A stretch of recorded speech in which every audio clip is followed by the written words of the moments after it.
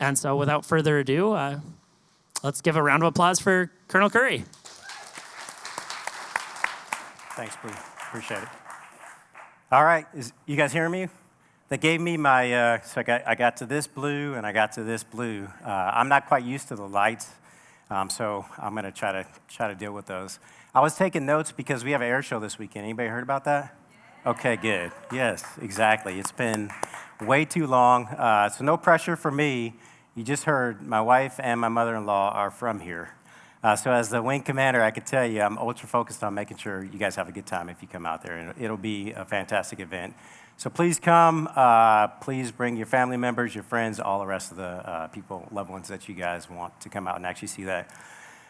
So I'm excited.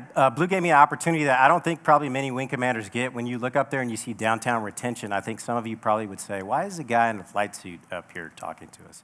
Maybe some of you, but I think we have similar challenges at times when you think about the fact that I have about 3,000 people that I'm responsible for, and to include family members.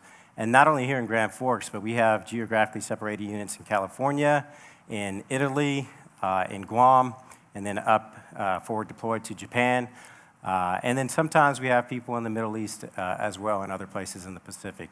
So just a few complex issues associated with that when you think about how do you retain those people that come to me from all over the globe, not only from America, because we have people that enter this Air Force through Grand Forks Air Force Base and they get naturalized, raising their hand right down in Fargo. Pretty fantastic when you think about it. It's a pretty cool opportunity. All right, I think I have a few slides that I get to show you guys today. So we're gonna call it the first picture. On the first picture there, you're gonna see my command team. In that command team, there is, the bio, I think it said 14 squadrons. I actually have 17, well 15 and 2 other ones that think that they're squadrons too. So 17 commanders that help lead across the globe overall. And then of those 17, we have what's called a command team. And on that command team, it's the commander, like myself. I have a senior enlisted leader, which is my chief, Chief Chris Lodarchek. And then you have usually what's called a first sergeant or a diamond wearing person that helps out primarily on the care of our airmen overall and for their families. So there's 3 people when I think of a team. I never think of myself as just a single sole leader. And so if we get the picture, which I actually prepare myself for this in case these pictures don't get up there, the picture that we have actually has myself and my vice wing commander, Colonel Fields, right beside me. And then everybody else kind of going behind us. And they were really adamant that they wanted me to go to the front of that team, stand out front. And I said, I'm not going to do that. I said, why not? And I said, because I don't do any of this by myself. And I wanted to be side by side with the other leaders that I have within our unit overall. When you guys think about leadership and the opportunities that you have from that standpoint at whatever level that you're leading, I think we often talk about this servant leadership piece. Within the military, it comes natural to some people, I think, as you go further along within your career. But for others, if you're being honest, sometimes they're pretty excited about having this pin. For us literally signifies that you're a commander, and so you're a leader. They get pretty excited about that and they want people to know who they are. So they want to be out front, not necessarily because they want to do that with courageousness or care for their people, but because they want it to be about them. You're not going to be a servant in arms if you're not focused on other people. And you're going to see the last slide of our chart, and I'm skipping far ahead, but I wanted to point this out, especially given where we are having this actual briefing overall. There's 4 pillars that the Air Force prides itself on and that they actually try to instill into us throughout our career. One of those pillars is spirituality. I think sometimes people get surprised by that, and people in positions like myself, they get a little nervous. Like, how are people going to take this if this person starts talking about their faith? I have no problems doing that. I am a man of faith. I don't always say this is my particular faith because I can't do that. I'm not a chaplain. But what we do is about serving other people and not just about ourselves when it comes to national defense and taking care of you guys and your loved ones overall. So that first picture was really just to show you guys just this kind of image of not hopefully putting yourself first, but having other people there with you as a team as you go through that process. I think the next one, I don't know if we're going to get there or not. The next picture that we had up there, as I built this brief, I sent it to Bluey because you have to have this to me. I don't remember his timeline, and I start getting nervous because I'm in the military, and so I got to meet the TOT. So if you saw the next chart at the top of it, it talks about time over target, and there's a big, huge B-52 on this picture. Anybody seen a B-52 in person? A few of you guys. I know at least one, probably up close and personal, maybe even why they had them here at Grand Forks Air Force Base. But Minot still has B-52s. And that particular B-52 is landing, yay, strong, at, anybody know the background there? Can you guys recognize that? That's McCarran International Airport. Or actually, that's Nellis Air Force Base. But in the background is Las Vegas, is what you can see. So as I was putting this brief together this past weekend, I actually was in Las Vegas, Nevada at a weapons school graduation. And any of you guys seen the movie Top Gun? Okay, cool, a few people. So that movie actually is based off of some real life things, both for the Navy, but also on the Air Force side of the house. We have our own Top Gun equivalent, and that was the school that I was at, watching one of our graduates graduate from that Top Gun school within the Air Force. It's called the Weapons Instructor Course. Pretty fantastic to see this one lone individual who's now become an expert on the Global Hawk, the mission that we do there, but all things high altitude ISR. So U-2, Global Hawk, and this intelligence, surveillance, and reconnaissance overall. It's pretty fantastic. All right, I stalled long enough that I got some slides. So what's my objectives for today, and how long do you guys have to listen to the keynote? And my goal is not to put anybody to sleep. 25 to 30 minutes. We probably won't take that long because I talk fast once I actually get going. But he did give me a charge, and he said it better be relevant and it better be inspiring. That's pretty much what he told me. So I'll do my best to do that, and how I plan to do that is get a little bit of my background, some of the Air Force highlights that I had throughout my career, and laced in this are hopefully leadership principles and ideas, and also just thinking about that retention aspect of who do you need within your organizations to actually get after your objectives long term. I say long term because I feel like sometimes we get ultra focused on what are we producing right now, whether it's economics or politics or social objectives that we're looking at for the next year. For me, as a 46-year-old with 4 kids and a spouse who regularly reminds me I'm not as young as I used to be, my objectives are really long-term. My goal is to develop people for the long haul so that when they get, hopefully, toward the end of their life, Lord willing, that they can look back and go, I feel like I made a difference for the people around me, for my community. So I'll talk about that and then finish up with some thoughts on leadership, and then we'll have 10 or 15 minutes for Q&A. All right. You guys know where we're going? All right, let's go. Next slide. So a little bit of my background. I'm from Seattle, Washington. I don't know if you can see that, but that's a black and white picture because I feel like it should be. Yes, I just said 46, born in the 70s. I was one of those people that, your TV went to like the static at the end of the day, and there were black and white TVs, which I like to point out to my airmen.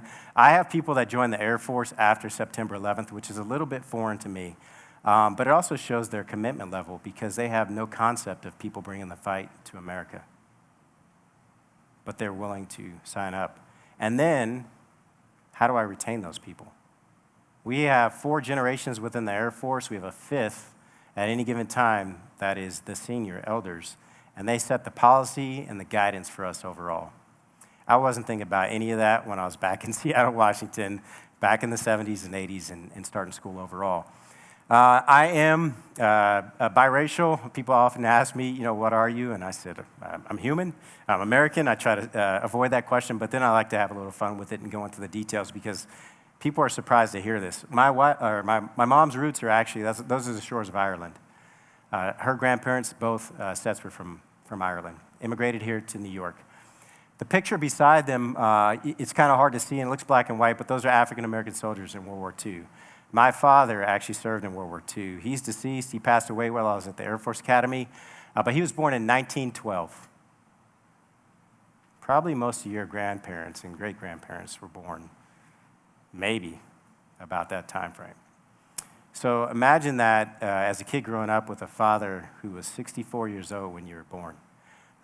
It's kind of set my perspectives overall, definitely put things into perspective with respect to he just didn't move as fast as other people. Not because he couldn't, but because he'd seen a lot of it before. He had experienced a lot. Either my parents were completely in love or completely mad to get together in the 60s in the United States of America and get married. So you think about those dynamics, and then having me and 4 other kids. So there's 5 of us within my family. I'm the youngest of 5. I put the other pictures up there, the one of me with one of my buddies and one of my coaches from high school, hopefully to make you laugh a little bit. There are high schoolers that were growing mustaches back then too. And the coach up there was my track coach and my football coach while I was there. And then the player right beside him was one of my best friends. He was one of the captains of the football team along with myself in high school. And then that's our campus. Anybody seen that campus before? Kind of looks like a college campus, doesn't it? That's my high school. It's called Lakeside High School. Anybody sound familiar to anybody? Anybody know the name Bill Gates? Bill Gates graduated from Lakeside High School. Microsoft, kind of a big deal. Paul Allen graduated from Lakeside as well. I can tell you, and I wrote Outliers up there beside my background because has anybody ever read the book Outliers? Malcolm Gladwell, you have? It's a fantastic book. In this book, his thesis basically is different than what I think popular culture is. And that is, we are very comfortable with people saying, people pull themselves up by their bootstraps, they make the American dream out of their hard work and their commitment to that. And there's an element to that for sure, and he demonstrates that, but he also talks about some various outlier dynamics that play a role that we should acknowledge. Anybody know the most common birth month of hockey players in NHL, the highest level? Most common birth month. Want to guess? What do you say? January. Anybody know why it's January? Because that's the earliest you could start for any given season at this youth age to really get going. So they're generally bigger, stronger, more mature, and a few other variables overall. It's the most common of all the months, birth months. He used that to sort of set the hook, which I'm in North Dakota, so I want to read this book a little bit more, and now hopefully you do too as well. But he went on further to talk about some other variables that people should probably acknowledge when they think about leadership and the opportunities that they had along the way to, one, help care for themselves, but also the people that help care for them as they go about this process. And he talks about Bill Gates and the story that he had. Bill Gates, I think most people know, clearly a gazillionaire now, but at that high school, as a teenager, he went down in the building, not the big one you see, but over to the side, there's another building, and they built this little computer place as computers were getting going, and he started coding as a teenager. He just had an interest in it. And we knew that at Lakeside while I was there, that Bill Gates went here and he was coding and doing all these crazy things before people even told him what to do. So you can do anything with your life, it was what basically they were telling us. What I didn't know at that time, and until I read Outliers, was he also lived about a mile away from University of Washington, and he could walk to the University of Washington's campus and do the exact same thing. Now, why'd they let him into the University of Washington as a teenager? Because of his parents. They knew his parents. They knew they were credible people, and they wanted to give him an opportunity. Oh, by the way, they knew he could code pretty well, and it might impact their university, and it did. It helped the University of Washington. I put that up there just to remind you guys that some of you may be outliers. Some of you may actually facilitate outliers. And so you got to keep your eyes open when you think about the leadership opportunities that you have of maybe kids or fellow peers or whatever it may be, in whatever environment, doesn't matter the age, demographic, or background, but looking for those opportunities to deliberately give people opportunities. I think it's a pretty fantastic book. So there's my plug. He didn't ask me to do this. I've never met Malcolm Gladwell. Okay, next slide. So this is where I get into a little bit of my fun and my comfort zone with respect to talking about my career and some of the things, lessons that I've learned along the way. Out of the Air Force Academy, I went off to pilot training. I didn't know much about flying. Some people think you go to the academy and you start flying at the Air Force Academy. That is actually not the way it works. I did fly there. It happened to be an aircraft that didn't have an engine in it. It was called a glider. I don't know what I was thinking while I was there at the Air Force Academy. It was a lot of fun, but looking back now, I don't think you could get me in a glider. I want an engine in the aircraft. But I go to pilot training, and out of pilot training, I get to fly F-16s. which is pretty fantastic. They do a great job of training you there while you're going through pilot training, and then the minute you step into an F-16, you are fully qualified. So I took that plane off the first time by myself. There's nobody with you. Think about that. In less than a year, all these leaders that I came in contact with had to take me from somebody who had really no experience at all to flying a jet down a runway, getting the gear up before you overspeed it, and then being at 300 miles an hour by the end of the runway and getting on the course that you need to go on. Kind of a big deal. So I don't know what you guys are going to do in your professions, and I'm not going to overstate what my instructors did for me there. But don't underestimate the impact that you have, whether it's training somebody to fly a jet or whatever it may be from that standpoint. Important to do. The other piece of it is, if you are not inspired in your job right now, how would you expect the people that are supposed to follow you to be inspired in your job? My instructors every single day made me want to fly that jet and be the best at flying that jet. And they put the bar here, and they never moved it, ever. In fact, some people didn't make it through that training to get through F-16s. From the F-16, I deployed out to Iraq and Afghanistan pretty shortly after September 11th. I was a lieutenant, had no clue what I was doing. I still have journal entries. Pastor, I'll show you them someday. I was a different person then. But what was clear in that is that I was pretty terrified at the time, and yet I was still going to do my job. You're going to run into people that are going to be terrified that you get the opportunity to care for. And so I would think through that process of, how do you relate to those people that you can tell they're terrified? Maybe they don't have the confidence because they don't have the skill or aptitude yet, but you know they can get there.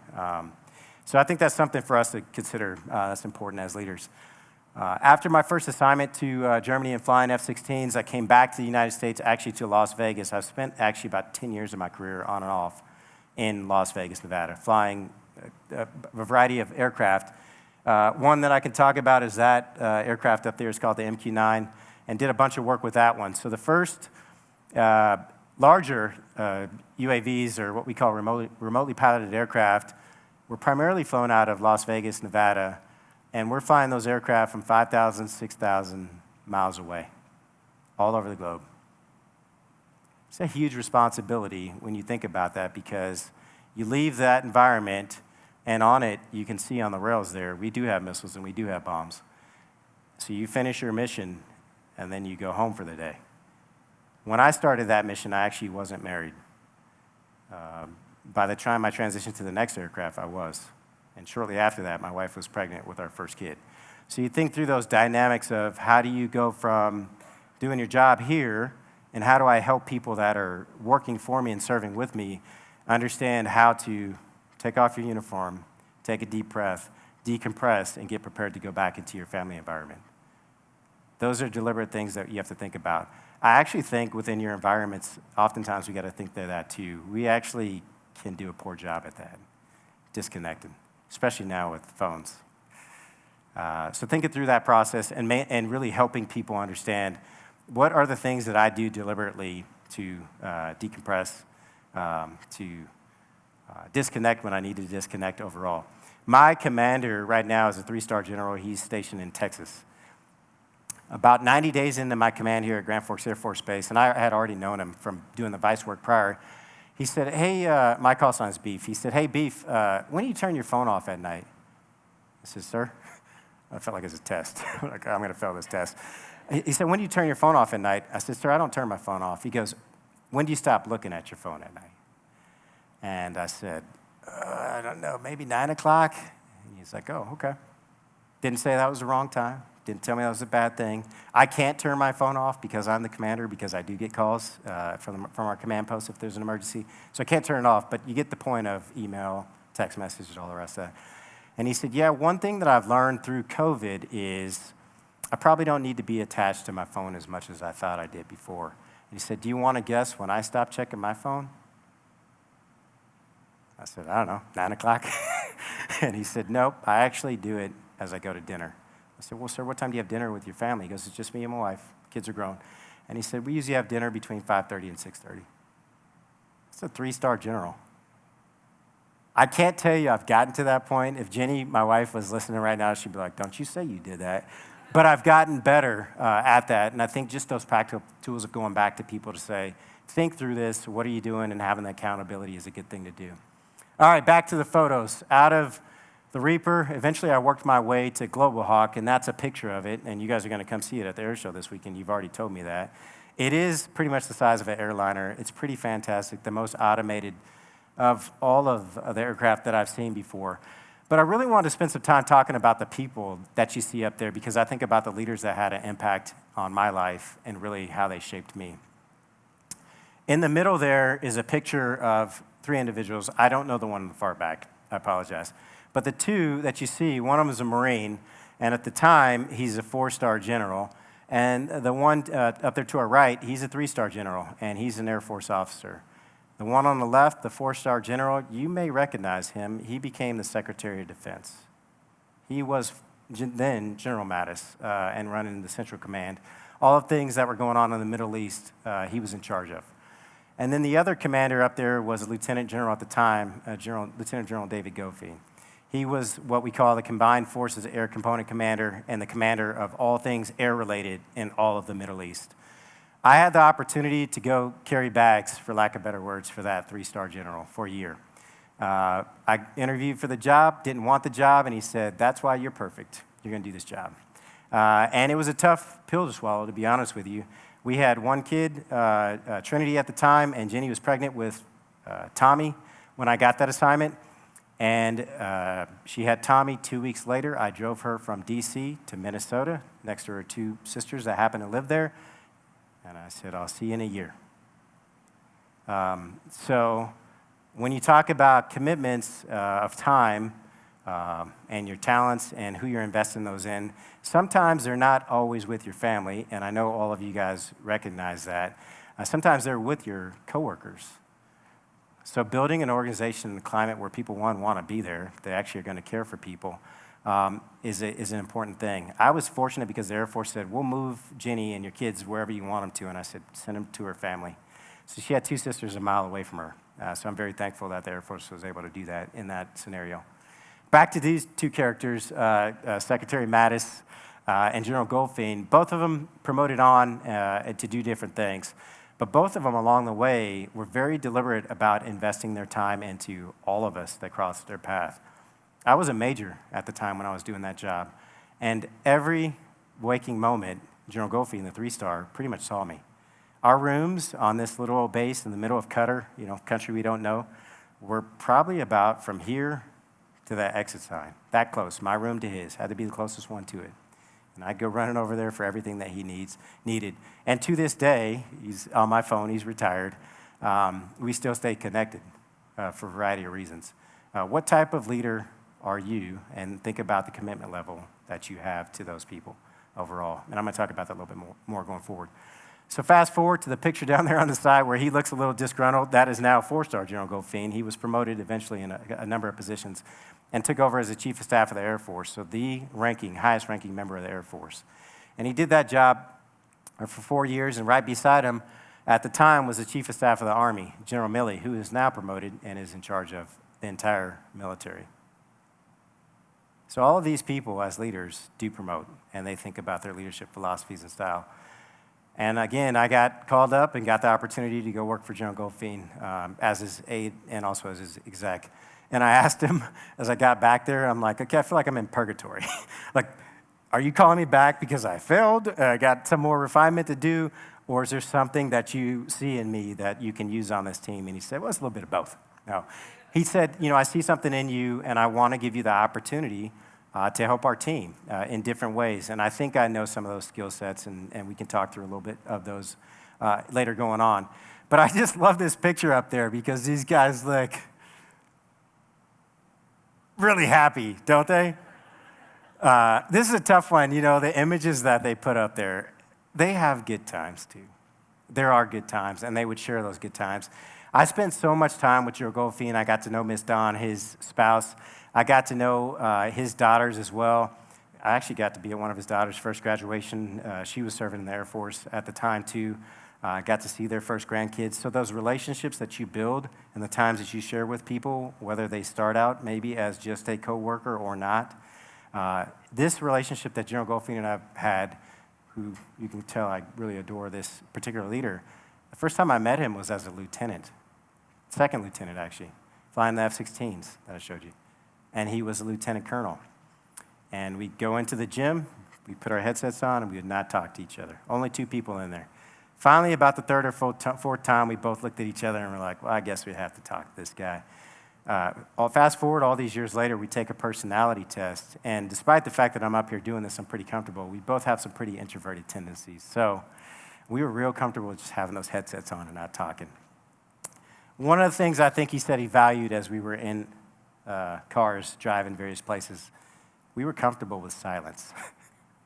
Don't be afraid to ask the people that work with you. Just be quiet sometimes. I'm just joking. But there is something to be said for understanding the personalities of the people around you. My team takes a personality test as they come to join at the wing where I am right now. I have about 12 people that are dedicated to my wing staff. The cool thing now is as they take those personality tests, they look for people that maybe we don't have on the team currently, specifically to fill a role so that they're filling in from that standpoint. Okay, next chart. Good, all right, we're at the specific thoughts on leadership where we should probably spend the most of our time, and then we can get to some questions. It's pretty tough to see those up there, the 2 charts that we have, but those are 2 that, I wouldn't say a dichotomy, but you guys might think they're interesting. Within the Air Force, we have these 4 pillars that I talked about: social, spiritual, physical, and mental. And I've heard all 4 of those my entire career. They've always been a part of what I've known and what I've learned, all the way back to 18-year-old Tim Curry as I started the Air Force Academy. These have never changed, and I don't suspect they will. They're tried and true. I'm looking at the pastor. He probably would say, I could probably see those. Probably most of you could as well. What's tough to see on the bottom of there, it says resiliency provides balance to life. And when I brief my teams and my airmen when I'm talking to them, to include the civilians that work for me and even dependents, I talk about all 4 of these. And when they get out of whack, it starts to feel turbulent in your life.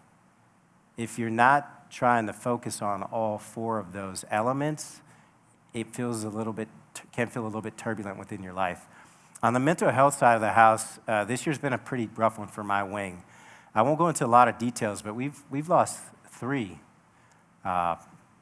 people on my base, death by suicide, since the start of the year.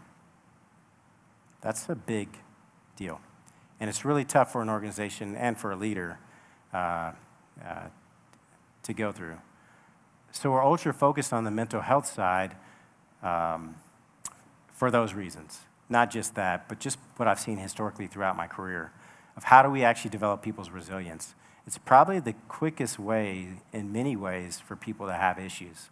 So I would encourage you guys to think about that too, individually, for your families, and then for your organizations, is that mental health side of the house of how do you develop resiliency. And it should be a constant battle rhythm from that standpoint. The minute you feel like, well, I got this figured out, usually there winds up being some issues associated with that. Physical side of the house for us, everybody just thinks about it. You know, we PT every day in the military. We're running all over. But that's not the only part of the physical side of the house. There is a diet side of that. What are we eating and putting into our bodies from that standpoint? And then a few other elements that we have up there too that I won't go into. But important to do. Same thing for you guys as well and the people that you work with. The physical aspects are just as important. Social, I think most people, over the last 2 years, for sure, understand that dynamic of connecting with people, not just on a cell phone. I left mine over there on the chair, but physically in person connecting with people. I can tell you as a dad, but also as an airman with my airmen overall, on the military bases, we've had the mandate throughout that we had to wear masks.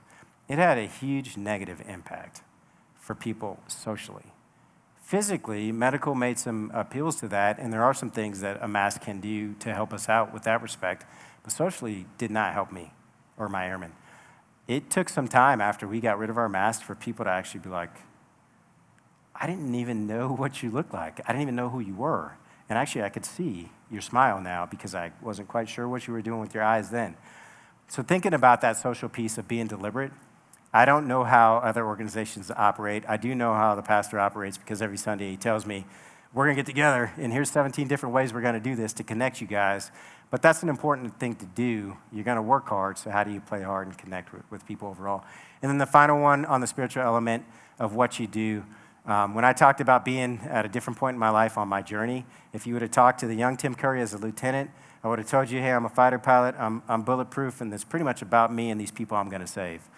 And that's sort of how they build us, and you actually want those people to be built that way because it's really hard to go into that environment without having some level of confidence. Now I would tell you, I didn't make it to 46 flying combat without somebody looking out for me. There's absolutely a purpose for sure. So thinking about the purpose of your organizations and then communicating that to the people that work with you. If you go to our base, I think most of our airmen, right down to the youngest ones who are 17, 18 years old, they'll be able to tell you, yes, Colonel Curry's told us, and so is my leadership, here's our mission, here's our vision overall, and here's our priorities. And they will know, maybe not all three priorities, but they will know number one. And my number one priority is my airmen. So how do I develop them exceptionally? And that's my objective overall. And then finally, on the bottom side there, it's really hard to see those stair steps, but you guys John Maxwell fans? Any John Maxwell fans in here? So he talks about his 5 levels of leadership. I had heard those throughout my career, and then I did some observation throughout my career, and I started to realize, I think he knows what he's talking about. As a colonel, when I come into the room, just by virtue of being colonel, and none of you are associated with the military, there are some people that film videos and all the rest of that, and they go, hey, sir, just by virtue of the position that I'm in. And so they're willing to follow and to step into that. If I took my uniform off, they'd probably be like, well, who exactly are you? And that's okay. It's just a positional leadership. And then you work your way up from there progressively based off of the opportunities that you've been afforded. The highest level of that, and the level that I'm searching for, whether it's at work or whether it's in my church or whether it's in my community, has to do with pinnacle leadership. And that's because that's where people follow you because they believe in you. They believe in your character, what you stand for, your values, and where you're headed. That takes a lot of trust, and it takes a lot of time to develop. It doesn't happen overnight.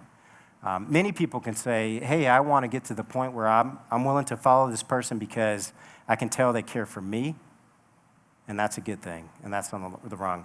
And then eventually you work your way up and you go, I'm willing to follow this person because I understand what they've done for the organization. Like the 2 generals that I had back there, these guys have put in some work. They've made it better. They've demonstrated their care for people overall. But to get to the pinnacle level that Maxwell talks about overall, I think that's admirable and almost sometimes unachievable goal. But hopefully that's where you guys are aspiring to get to. I can tell you that's where I aspire to get to too. And with who? Thanks for asking the question. Not only with the people that you work with, but hopefully most importantly with people like that, which is my family. So my bride, Jenny, and she was mad I picked this picture, but I like it because it's not perfect. It's pretty much my family on a stair going, we're going to try to figure out how to take this picture ourselves. But Jenny's from Buxton, North Dakota here. We met just over 14 years ago. It's coming up on our 13th anniversary here at the end of the month. My oldest daughter, Trinity. My son Tommy's hanging out in the back hiding, and then Tegan beside me, and then Titus is the youngest at 5. When I think about leadership and the opportunities that I've been afforded, that is who I think of first and foremost. And so that drives things that I do differently than if I was just doing it as a colonel within the Air Force, or if I was doing it as just a member of Freedom Church, or if I was just doing it as the dad who's coaching at Grand Forks Air Force Base, or Grand Forks youth football. My family knows who I am. So I can get up here and you guys can go, well, that guy seems pretty good. I mean, he's gone to combat. He's helped protect our country, and he's done some things in defense of his country. And then there's the people that actually see you when you go home and you let your hair down, and how do you respond to that environment? Hopefully we're all perfecting it so that we get to a point where they go, actually, there's not much difference. And that's my objective with my family when I think about leadership overall. Hopefully, that's how you guys feel as well. I know everybody is not married, and I'm not saying everybody has to be married. I know everybody is doesn't have kiddos, but everybody has people that, that they love, they share love with, guaranteed. So think about those people as you're doing this as well, as you take that energy and your work effort into your work environments. Awesome. All right. I wanted to end with those guys, just like you guys, because I think sometimes we go off to work and whether or not you put on a uniform, you sort of go, okay, here's what I got to do today.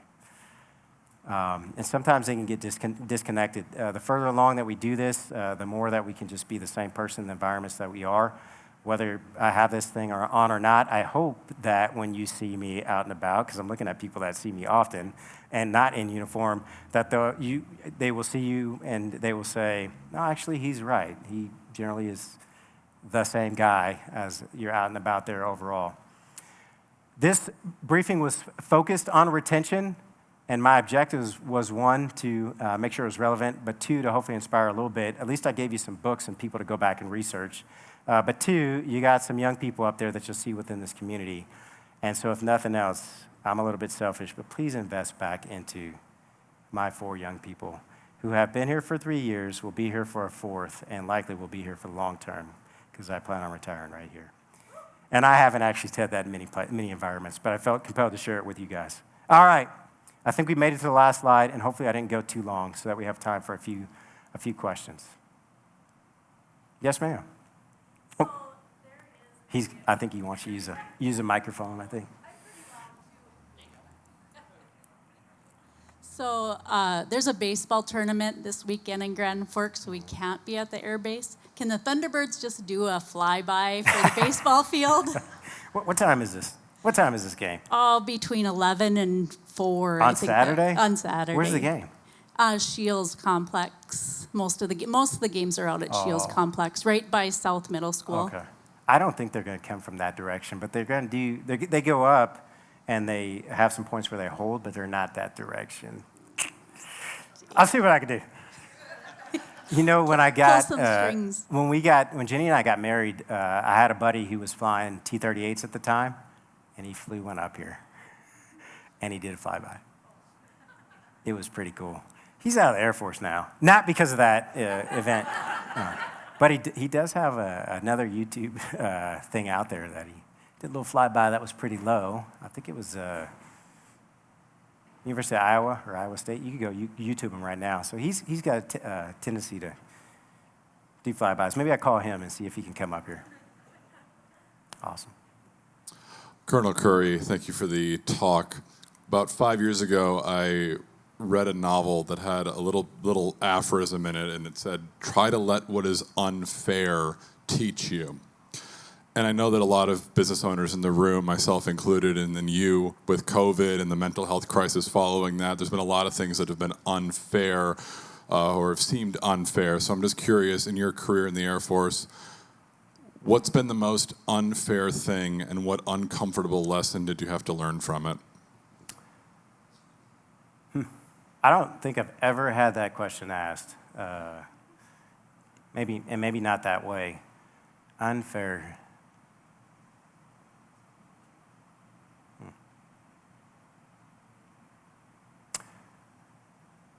I haven't faced too many of them personally. I can think of an example, but I'm going to go back to the beginning where you started, come back to it. An unfair thing that I had occur for me personally was when I was going through what's called IFF training, Introduction to Fighter Fundamentals. And that's where you go in T-38 and you're learning to drop bombs and shoot a gun before you get to the F-16 in another plane. And there was an instructor there that I never quite figured out or anybody figured out, but he just didn't like me for some reason. So every time I flew with him, I hooked a ride. I basically got an F for that ride. And so it got to a point where I was about to fail out of this course, but the only person failing me for rides was this instructor. So there's another instructor that came in at a very high level, and he said, I'm going to fly with this guy, and if he doesn't make it through, then he's done. Talking to me specifically, he said, but if he does, then he's done, moving on, and he's going to graduate. So I flew with the instructor, all was good, and I got through that, no issues. Pretty turbulent and didn't feel good for me because I've never had any issues performing, especially flying aircraft. Had zero issues. So then fast forward to F-16s. And I get to F-16s, and I start under what was called a commander's assessment program, which is completely abnormal. And I was a little surprised why I would have to do that based off of what happened before. That same instructor called up and said, keep your eye on this guy. He's not a good pilot. So for my first 6 flights, I had additional instructors flying with me. Normally you just have a wingman. I had like 2 or 3, and they're just watching everything. Get through with those 6 flights, all's good. They say you're good to go. And I didn't ask many questions. I just dealt with it and said, well, I'll prove you wrong. I get to the end of F-16 training and our graduation day. The instructors from the AT-38 that I flew, all the way from Georgia, flew up for our graduation. I didn't know they'd be there at all but the one instructor. It's 4 of them. And I was shocked. And after the fact, I realized why they came. I actually wound up being the distinguished graduate for that course. And they came to say, congratulations. We knew you were a good pilot the whole time. We don't know what that guy's problem was. So that to me felt unfair because I felt targeted by that pilot. I have no clue to this day what that guy's issue was. But that was it for me personally, internally. I could have come up with some ideas, but I honestly don't know.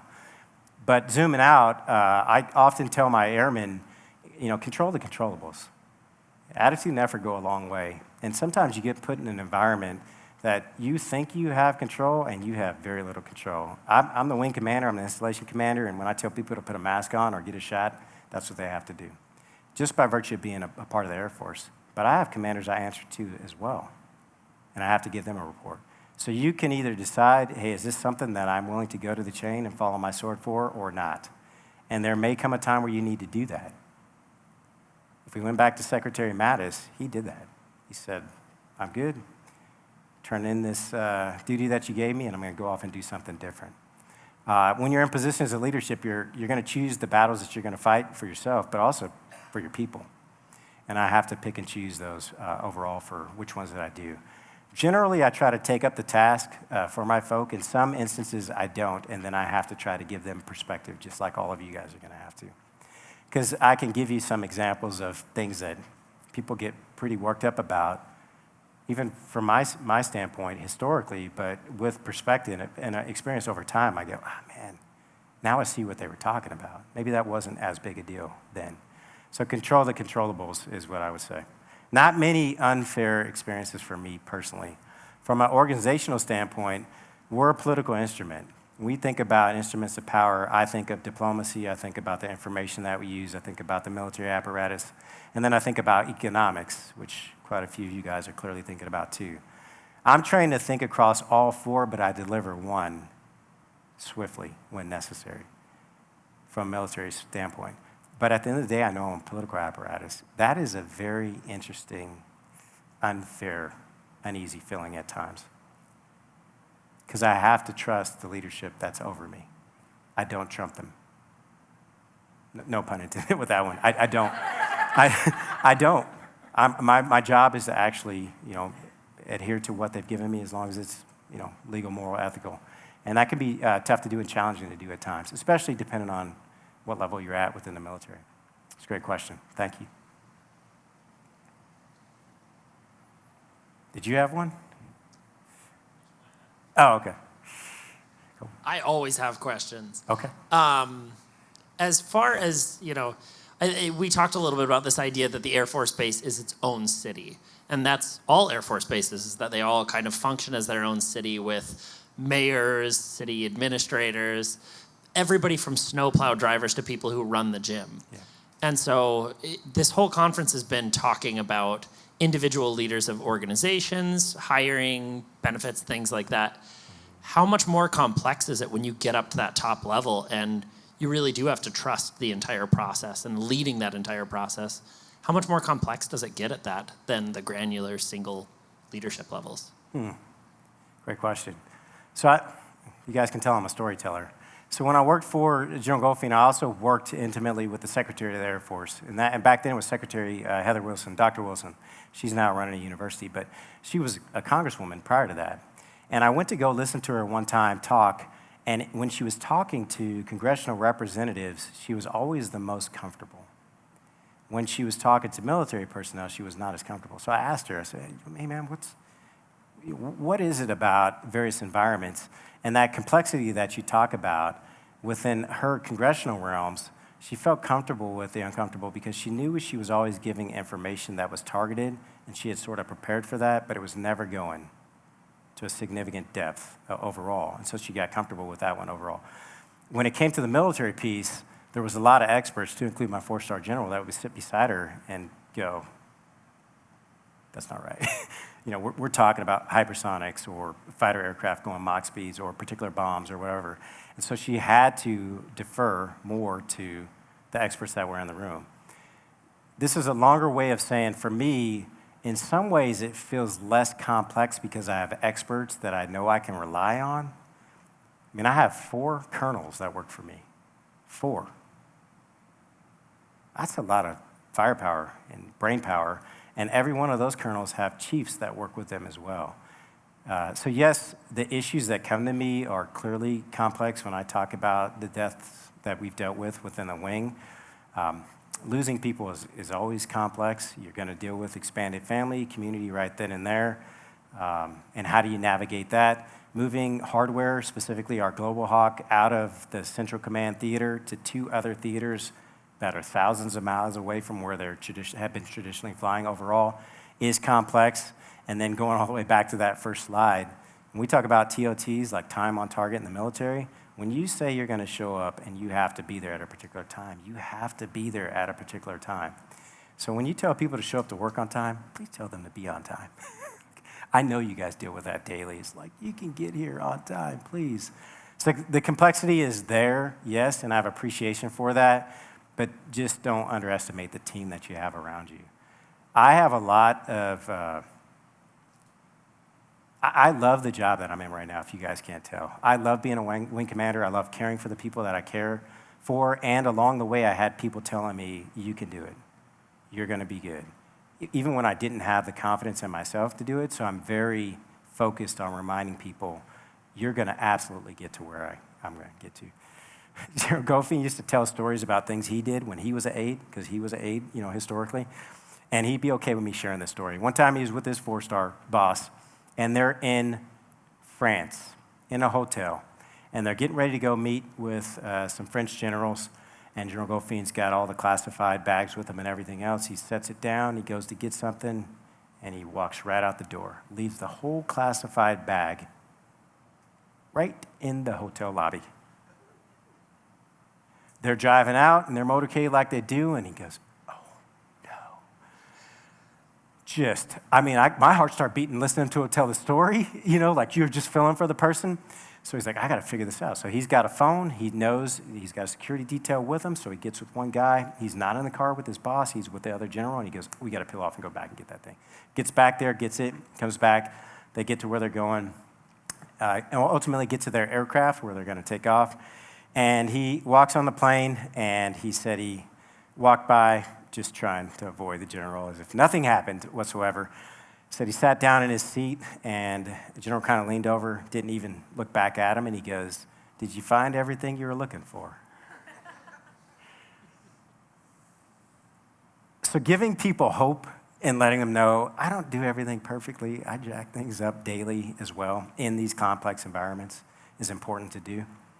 It may be in some ways a little bit easier for me because I do talk often about, you know, our worst case day or our toughest day deals with life and death situations.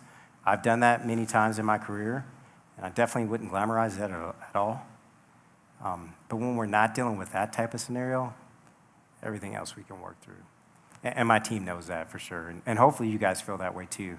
You generally have a little bit more time than you care to admit to develop your plan with your teammates. So, good question.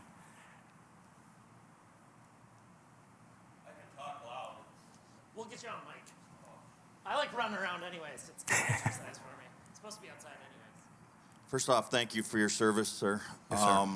Happy to do it. What's next? Like you're now a wing commander. What comes next in your career? Yeah, so a normal-ish career trajectory out of Grand Forks has been pretty, wing commanders have done pretty well out of here. Many have gone on to become General officers, I would say the way our promotion works right now, most generally go back to the Pentagon, which is where I came from, and they serve in some joint capacity as a colonel for a year or two or three, and then they hopefully promote to one-star. The way the Air Force works, and actually all of the services, is if you don't make general officer by 30 years, they're gonna say thank you for your service, which is what they should do. So you'll move on from there. Next summer, I'll be at 25 years. But I just told you, I'm looking forward to being Mr. Curry, spending a lot of time with my kiddos and with my bride, and just thinking about the next journey that we'll have together. My wife is a business owner. She used to actually be right around the corner here overall, but she had a needy husband and kids too. So she closed the door on that for a couple years till I finished this wing command thing. And then we're just gonna go chase our dreams, which some of those demographics are sitting in this room. I played football when I was at the Air Force Academy, so I hope to get back connected to some sports players. I am a man of faith. I hope to do a little bit more and partner with faith-based groups. And then the third group that I want to make sure that I maintain relationship with is the military, and I'll do that the rest of my career. So wherever I get to intersect with those people, that's what I plan to do. Yeah. Thank you. Yes, sir. With the current hiring problems, there's less people to work in restaurants, less people to work in coffee shops, armed service enrollment's down. Mm-hmm. What are some of the strategies you're doing to fill spots that you just don't have bodies for? Are you eliminating those spots? Are you stretching other jobs to encompass those spots? Yeah. What are you doing to take care of that? Yeah, that's actually a really good question. I think sometimes people don't recognize the type of employees we have on the base. So we have us, we wear a uniform, but even in that, I don't have all the manpower I want or need. And so we got to figure out creative ways to do that. Thankfully, I have these people called the reserve element of the military. And so I go ask for help to get them to come to our base, whether it's guard or active reserve to fill in terms of positions. But on the civilian side of the house, I have to go to a couple different entities to try to advertise and solicit help. The tough part for us on the base is we compete with you. So there is a hotel on the base. I don't know how much longer that hotel is going to actually be open because it's just not been as competitive in terms of how much we can pay overall. Benefits are pretty good, but to drive 15, 16, 20 miles on a best case scenario to our base, and then with all of the other things that are going on with gas prices and everything else is a challenge from that standpoint. So it really comes down to how do we sort of communicate this to my leadership, both I have leadership down in Texas and then in DC at the Pentagon overall, and help them understand the problem sets of what we have. And I'll give you one example, isn't quite on yours, but when you guys think about Altru or Sanford and your medical providers, you probably think, man, we don't really have enough either out in our community, especially when you think about mental health overall and what's going on nationally. On our base, my mental health clinic is probably manned at about 50% right now on a best case scenario, which is not a good situation. So we are advertising now nationally to see how we can get people to come in, and we are offering some pretty good bonuses for people to come in too. We've not done that historically on Grand Forks Air Force Base, to try to recruit civilians to come into North Dakota to help us specifically with that endeavor, and now we're getting to do that a little bit more. Another thing that we're doing in the Air Force, we haven't done this at Grand Forks quite yet, but we will get there, is the Air Force is now allowing people to telework and do their jobs sort of from all over the nation. There are some people stationed in Texas that are assigned to DC. I heard of some other folk that are assigned to Colorado and Louisiana that are doing jobs in the Pentagon. Which actually makes me ask the question, do we really need that many people in the Pentagon still? Maybe, maybe not. But I think that's a good option, to the virtual options that may be available now, because we realize, well, they can still get the work done and it's still at the level we need them to. That may be something for us to think about as a community of various things that we do here in Grand Forks with respect to getting the manpower that we need overall. If people can work from various locations. We do a lot more telework on our base for our civilians than we ever did prior to COVID. Yes, ma'am. There we go. I was going to say, I saw a clock somewhere around here. I just wanted to say thank you for your service. Both of my parents were in the military as well, including my stepdad. So I can kind of understand, the standpoint of being in a military family and such like that. But I guess my question, I wouldn't say it relates, but, you talk about all of your challenges throughout your career. So I guess, what was one transformative moment within your career where you thought, or I should say your favorite transformative moment? Because I feel like we all go through those moments where we're like, yes, we're doing what we're supposed to be doing. Yeah. But what was your favorite transformative moment where you realize, okay, I'm doing something right and this is what I should be doing? Yeah. I've had so many. So many. All the way back to when I was lieutenant, flying my first few missions over Iraq. Like I said, I was pretty terrified, but I gained some confidence pretty quick. And I remember coming back down from a mission, and I was a lieutenant, and one of the captains coming up to me, and he said, hey, weren't you guys Gamble, whatever our call sign was that night. Hey, weren't you guys Gamble? Yep. And he said, were you Gamble too? And I said, yeah. And he goes, were you afraid at all? I said, no, I wasn't. And he goes, I could tell. I said, how do you know that? He goes, I heard you on the radio. And what's interesting is it's just a radio call, right? You're just talking about what's going on. But on that particular day, there was a surface-to-air missile that flew up, and so you have to call out this missile, and you're giving people basically information so that they don't get hit by it. And he goes, you were crystal clear, all the things that you would hope you would have come out at that particular moment, but I just said what I said, and then I got back down. So it was reaffirming to me that maybe I was doing the thing I was supposed to do in terms of trying to help other people out. That is an example back to being a lieutenant. Another example, which is, I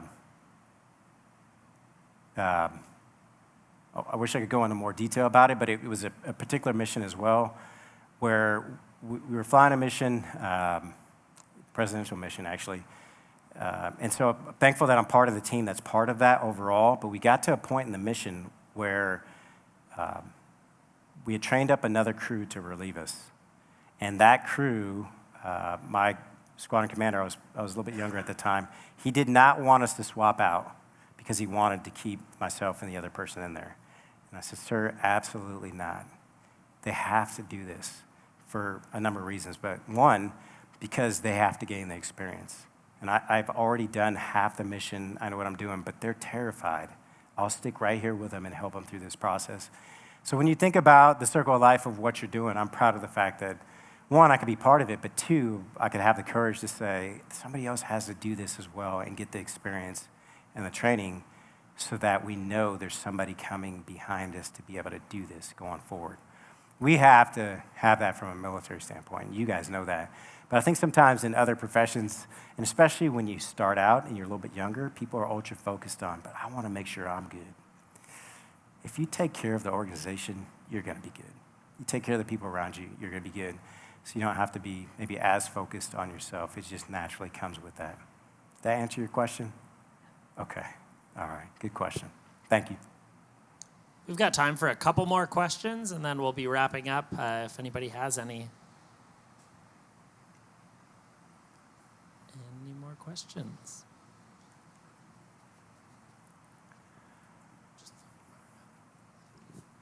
Thank you, Colonel Curry, for your comments. Yes, sir.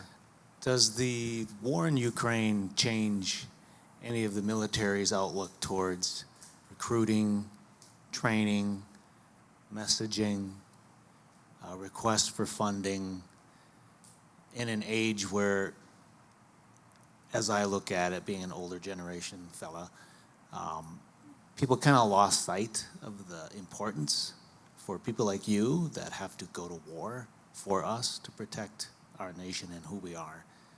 Just your comments on that. Yeah, thanks for that. I appreciate it. So, so you don't have to be nervous for me, because I know some people go, oh, where's this one going to go? When you get into wing command, the position that I'm out, you absolutely have to be prepared to answer those questions. So I always am. And actually, if you're going to be a senior leader from that point on throughout the Air Force, you have to be prepared for them. And we do have what's called public affairs guidance overall. So we have our talking points from that standpoint. But I'm at a point in my career where I could tell you, I definitely look through some different lenses of how how I navigate what I do, and how I invest into to the communities, whether they're in the Air Force or ours specifically, and then how I go about answering those questions. I told you earlier, I don't know if you were in here, but there's 5 generations basically, 4 that serve, and then the 5th, that's the oldest, that is giving us our policy and our guidance. What I've seen historically throughout my entire career is there's a couple of generations that generally look down and they go, man, these guys are never gonna figure it out.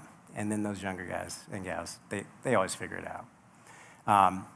So some of the things that I think, or maybe I experience, probably aren't as relevant as maybe they should be or would be, or if that makes sense.